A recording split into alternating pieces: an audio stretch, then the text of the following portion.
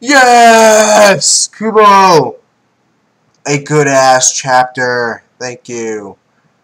Thank you. This chapter was nothing but fucking win. Not the best chapter to come out this arc, but good. Definitely better than the last couple chapters. Okay, so we open up with some color pages. First one of Kenpachi. And I was like, okay. Second one of Unohana, bloodied up with a sword, and there's a tornado demolishing like 6 creature things in the middle of a valley. Now, I don't get that. I hope that's not a spoiler to her powers. I really hope not, but I don't get why. I didn't get why Kenpachi and Unohana were like back to back like that in 2 different pages, but it makes sense once you've read the chapter. Yeah. And you got another one with Renji, who cares? And then you start the chapter. And, oh my god, right off the bat, we are just hit with some awesome news.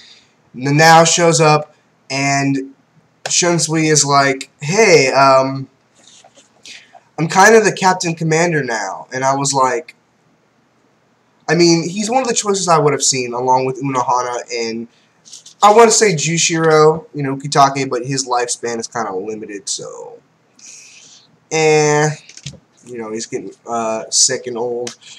But yeah, so Shunsui is the new Captain Commander. Not a bad fit, but really, it kind of worries me that they picked somebody who just lost their eye to a random Quincy, a Colonel Sanders Quincy. Hey man, you got an injury on the battlefield.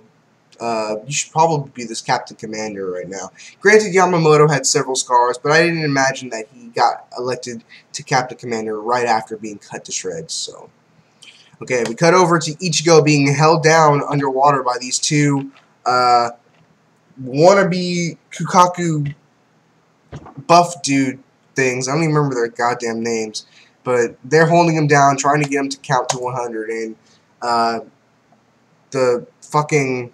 I can't remember his name. The fucking Zero Squad guy with the hot tub, what was his name, Jiro or some bullshit. He's like, well, didn't your parents ever teach you to hold your breath underwater for 100 seconds? No, because my parents weren't fucking homicidal psychos. Okay? Next thing you know, he punches the living shit out of Ichigo. And he's healed all of a sudden. Okay. That makes sense. Apparently the punch healed his wounds, or maybe the hot spring healed his wounds and he punched him to show him, hey, you'd be dead otherwise from my punch. I read manga here translation, so maybe I just fucked up somewhere. So yeah, next thing there, Renji shows up, and this I do not understand. Somebody fill me in. He takes a punch, and he wasn't sent flying away. He just stood, no problems. And he was still bandaged up. One eye was covered. I don't get it. Is it because he's just getting a fuckload stronger? Because we did see Renji get stronger as far as... Actually, no. He claimed to have gotten stronger. He beat the piss out of Jackie in the Fullbring arc. But we don't really know if that means he got that much stronger. And then he, of course, got drop-kicked by that fucking Luchador Quincy. For all we know, Renji could be captain level easily, or higher. Yeah, for all we know. So, maybe they're alluding to that fact. Maybe they're basically saying, hey, Renji isn't that pissed ant from before, who used to be strong, and then compared to every captain, he's not. You know, maybe he's basically saying Renji's captain strength almost, if not there. So, there's that. And then Ichigo and Renji, or maybe just Ichigo, get sent the same way they got there to the next room or whatever. I guess they're basically bringing him to the next Zero Squad member or whatever. So then the 2 dudes who were almost identical drop off their jackets or their coats, their whatever, and they're fucking just covered in steam and veins and bulging muscles and burn wounds, and I don't really get that at first. But and it was funny because they look like buff versions of Kirige, kind of. I was like, are they Quincy's? But I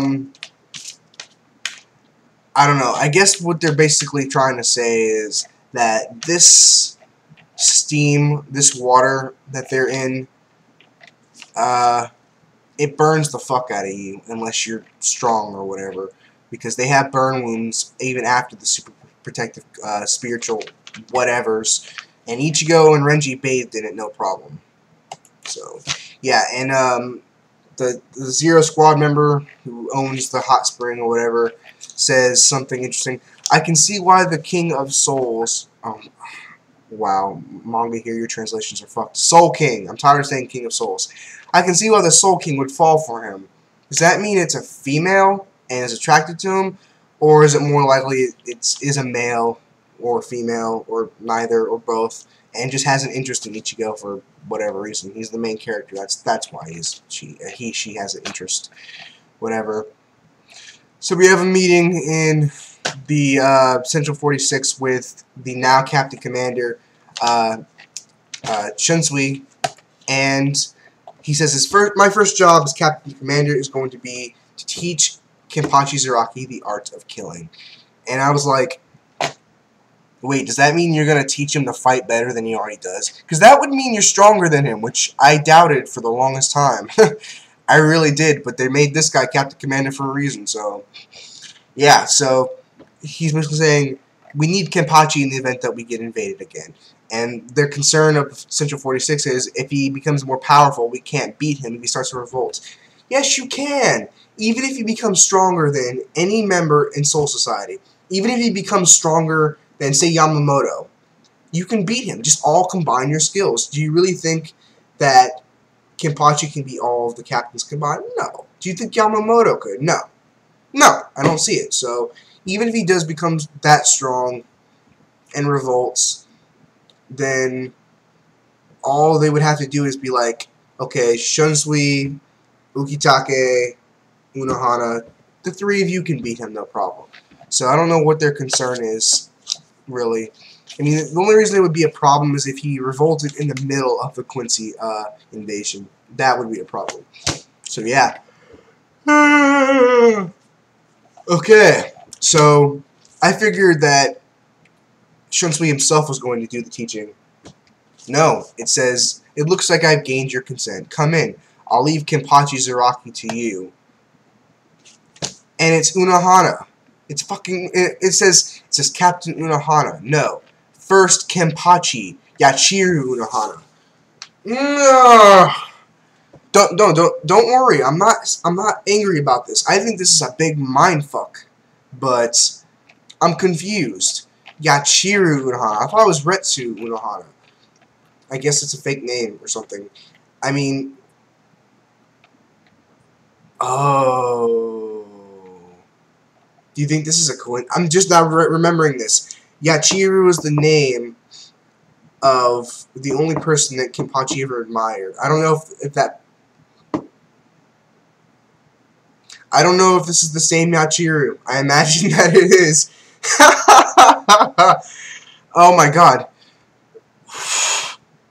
Okay.